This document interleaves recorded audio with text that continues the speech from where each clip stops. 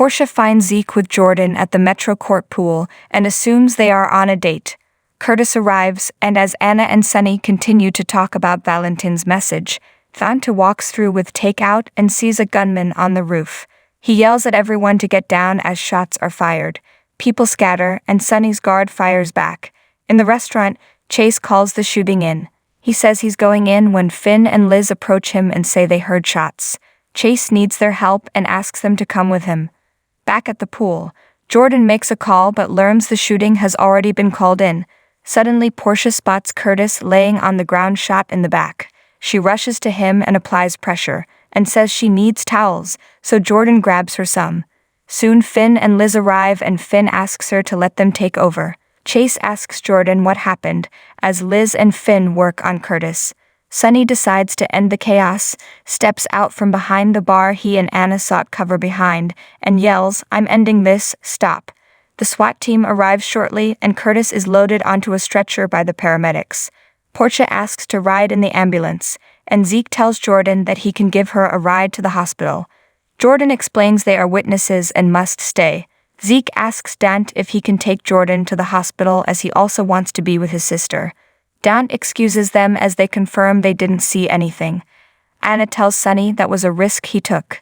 Sonny assumed the shooter was gone and Curtis needed help, so he took a calculated risk. They both heard 3 shots, and Sonny believes a bullet ricocheted and hit Curtis. Meanwhile, Dante explains to Chase he came to see his dad and identifies the window the shots came from. The SWAT team is searching the hotel as they speak. Brooklyn arrives and is so glad Dante and Sonny weren't hit. Dante says it was Curtis who was shot. Chase tells Brooklyn this is a crime scene, and she knows and won't get in his way. She just had to make sure he was okay, as he means so much to her. An officer takes Liz and Finn's statements, and Dante thanks them for their help and says they are free to go. Liz praises Finn's actions, and he says he couldn't have done it without her. She asks if they can get out of there, and they leave. Dante approaches Anna and Sonny and reveals one of them was the target. Chase pulls Dante aside and says there is only one room on the 11th floor with a pool view, and it's unoccupied. They leave to check it out. Brooklyn checks on Sonny and says it's times like this she realizes how dangerous Chase's job is. Sonny has his man drive Brooklyn home as she's in no shape to drive. She leaves, and Anna and Sonny discuss the target. Sonny believes it's him, and Anna asks if there have been other incidents. Sonny admits he has become a target lately, but also notes someone sprayed murderer on her front door.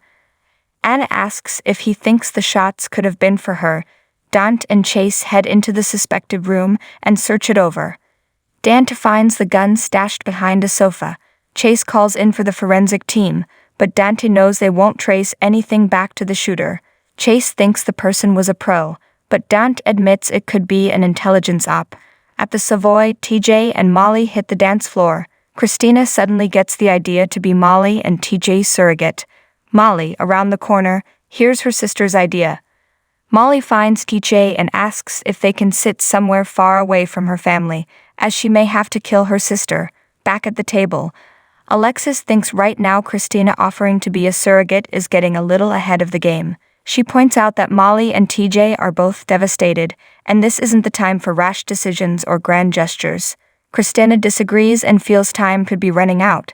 Christina explains who knows how long her eggs will remain viable, and what if she meets someone and wants to start her own family? She thinks the sooner she does this for her sister the better. Sam suggests Christina take a moment to think about what being a surrogate means, and Alexis agrees. Sam tells her about her pregnancy with Leela and how it affected her like she never imagined, and she was shattered when she was stillborn. Sam thought she knew what it meant to be pregnant, but she couldn't have been more wrong. Christina realizes they are right. She was wrapped up in helping Molly and TJ and didn't think how it would affect her. She's glad she only blurted it out to them. Meanwhile, TJ asks Molly what Christina did to upset her, automatically assuming it's Christina. Molly informs him that she wants to be their surrogate. Molly feels like Christina is throwing it in her face that she can't have a baby. She cries that Christina will experience everything she can't, and it will all be about Christina.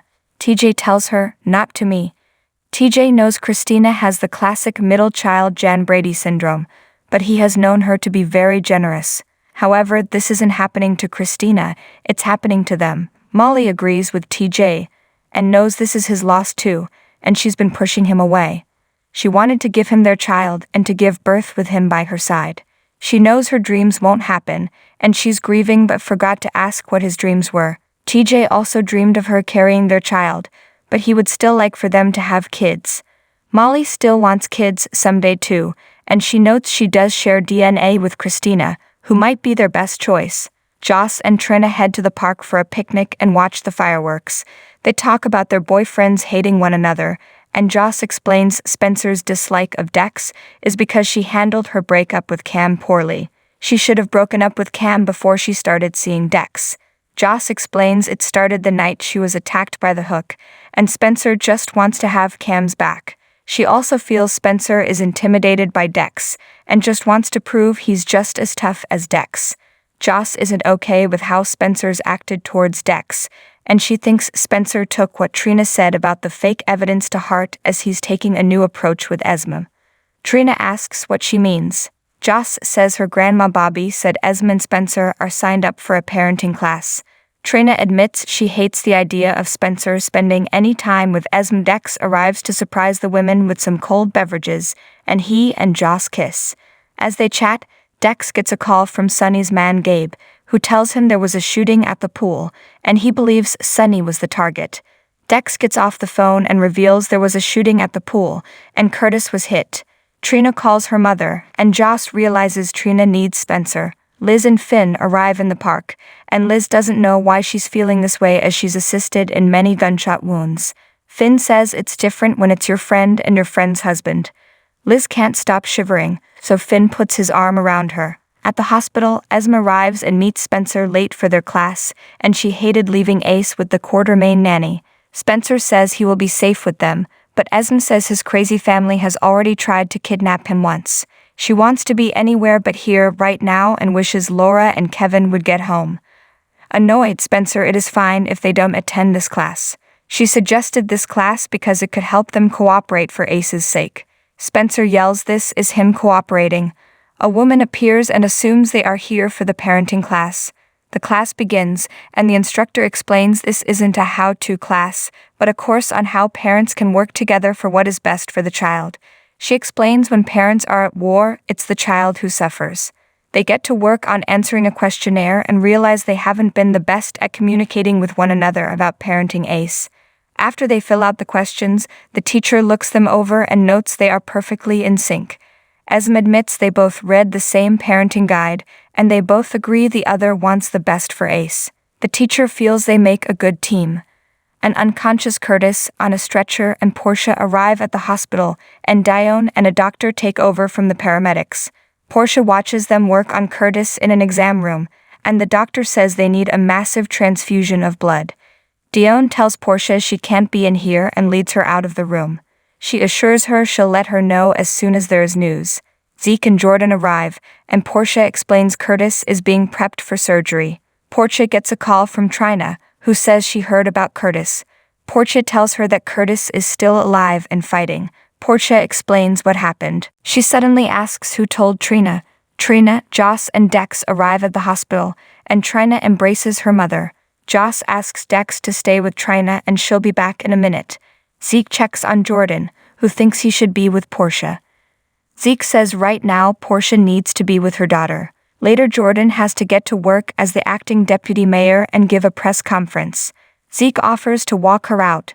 Back in the class, Esme and Spencer discuss the proper bedtime for Ace. Spencer recounts he used to sneak out of bed to play video games, and his dad knew but turned a blind eye. She thinks that's the first nice thing he's said about his dad. He says they were close once.